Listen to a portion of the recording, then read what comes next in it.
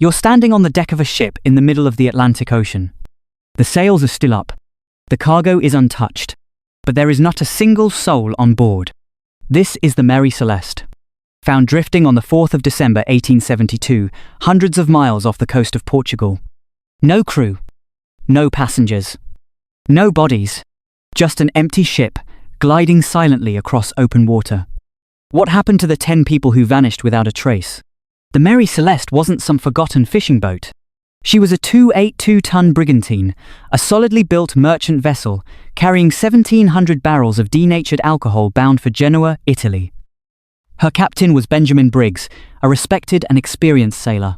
He brought his wife and 2-year-old daughter along for the journey. 7 crew members rounded out the ship. All of them gone. Imagine being the sailor who first spotted her. Captain David Morehouse of the Dei Gratia was crossing the same stretch of ocean when his crew noticed a ship moving strangely, sails set, but no one steering. There's something deeply unnerving about a ship that moves with purpose but carries no hands on deck. Morehouse hesitated. He knew the Mary Celeste.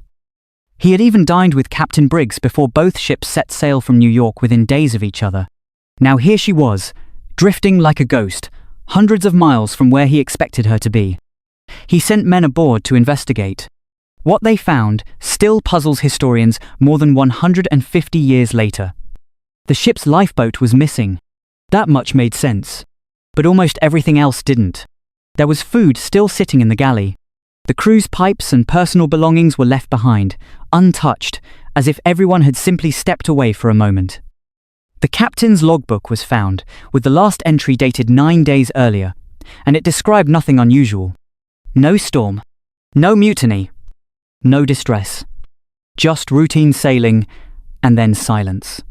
6 months of provisions remained on board. The water in the hold wasn't even particularly high. So why would an experienced captain abandon a seaworthy ship in the middle of the ocean? This is where the real investigation begins. Frederick Solly Flood, the Attorney General of Gibraltar, led the official inquiry. He suspected foul play almost immediately. He theorized that the crew had gotten into the alcohol cargo, turned violent, and either killed the captain's family or were killed themselves. It was a dramatic theory. It made headlines. Flood was convinced he was looking at a crime scene, not an accident, and he spent weeks searching the ship for bloodstains, weapon marks, anything that would confirm his suspicion. He even claimed to find a sword on board with faint reddish marks along the blade. But the theory had one major problem. The alcohol wasn't drinking alcohol. It was industrial grade, denatured for fuel use, the kind that would make a person violently ill, not drunk. Forensic analysis of the barrels years later confirmed that 9 of them had leaked slightly during the voyage, but not in a way that would have caused mass poisoning or madness. And the supposed bloodstains on Flood's sword? Later testing suggested they weren't blood at all. The dramatic murder theory that captivated the public for decades was built on evidence that simply didn't hold up. So if it wasn't mutiny, what was it? A second theory points to the weather. Some historians, including modern maritime researchers studying the ship's exact route, suggest the crew may have misjudged a malfunctioning pump reading. If Captain Briggs believed the ship was taking on more water than it actually was, he may have ordered everyone into the lifeboat as a precaution, intending to stay close by until the danger passed. Picture it. 10 people crowded into a small open boat, tied to the Mary Celeste by a single rope, waiting to see if the larger ship would sink. Then the wind picks up, the rope snaps, or is cut loose in panic. The Mary Celeste sails on without them, and the lifeboat is left behind, completely alone in open water, with no way to catch up. If true, it means the crew didn't die in some dramatic confrontation.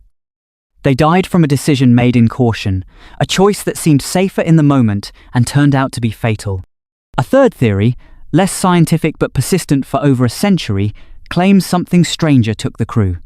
Waterspouts, sea monsters, even extraterrestrial interference, depending on which tabloid you read in the decades after the discovery. These theories gained traction partly because of a short story written by a young Arthur Conan Doyle in 1884, years before he created Sherlock Holmes.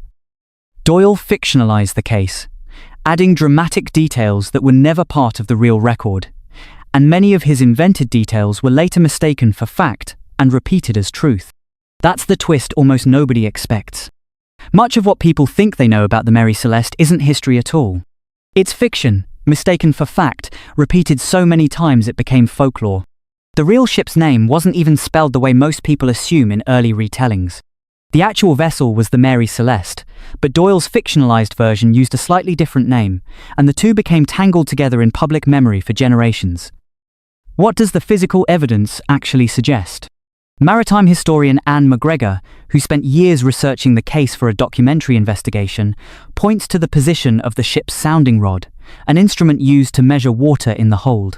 It was found lying on deck, not stored properly. This detail supports the theory that the crew was actively, perhaps frantically, checking for flooding right before they abandoned ship. There's also the matter of the missing lifeboat and the cut rigging. Some of the ship's rigging was found in disarray, consistent with a hasty, panicked departure rather than a slow, orderly mutiny. So the most scientifically grounded explanation isn't supernatural at all. It's something far more human. A captain, faced with an uncertain and possibly false reading of danger, made a split-second decision to protect his crew and his family. And that decision, born from caution rather than recklessness, may be exactly what doomed them. Here's what makes this mystery linger. The Mary Celeste herself didn't sink, didn't burn, didn't show any sign of catastrophe. She kept sailing, untouched, while the people who built their lives around her vanished into the same ocean that carried her safely onward. Maritime archives show the ship was eventually deemed unlucky by sailors of the era, passed between owners who struggled to profit from her, until she was deliberately wrecked off Haiti in 1,885 inches, an attempted insurance fraud scheme, a final strange chapter for a vessel already wrapped in mystery. What does a story like this reveal about us today? We still do this. We still make quick decisions under uncertainty, trusting a reading, a warning, an instinct, without knowing if it's accurate. A pilot trusts a faulty instrument. A hiker trusts a shortcut that looks safer on the map. A captain trusts a pump gauge that's lying to him. Most of the time, those decisions are forgotten within a day. Every now and then, one of them changes everything, and there's no way to know in the moment which kind of decision you're making. The Mary Celeste teaches a quiet, unsettling lesson. Sometimes the most reasonable choice a person can make is the one that ends up being unrecoverable. Not because of recklessness, not because of malice, but because caution, in the wrong moment, can be just as dangerous as carelessness. Captain Briggs wasn't a fool, and he wasn't drunk, and he wasn't a murderer. By every account, he was careful. He was thoughtful. He made the kind of decision a careful, thoughtful person makes when the evidence in front of them seems to demand action.